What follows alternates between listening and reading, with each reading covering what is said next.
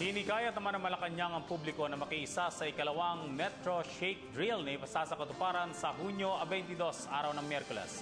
Ayon kay Communications Group Secretary Sunny Coloma, handang-handa na ang iba't ibang ahensya ng pamahalaan para sa naturang Shake Drill sa pangunguna ng Metropolitan Manila Development Authority o MMDA at National Disaster Risk Reduction and Management Council o NDRRMC. Ipinabatid ni Coloma na sa oras at tumama na ang 7.2 magnitude na lindol ang magiging senaryo sa Miyerkules. Yung Metro Manila ay hinati-hati sa iba't ibang quadrant.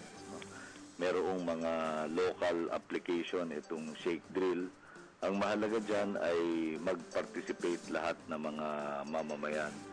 Ang objective kasi dito ay yung ganap na paglahok ng pinakamaraming mamamayan.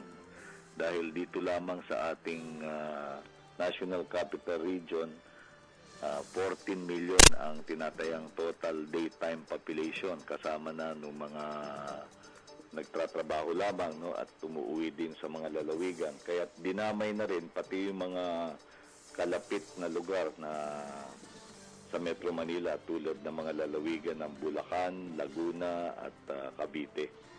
Dahil apektado rin naman siguro sila sa mangyayari. Ang mahalaga dito ay yung kasapatan ng kahandaan ng ating mga mamamayan. Ang isa pang pagbabago na nais na gawin ng ating mga otoridad dito ay yung pagkakaroon ng debriefing or assessment session pagkatapos ng ehersisyo.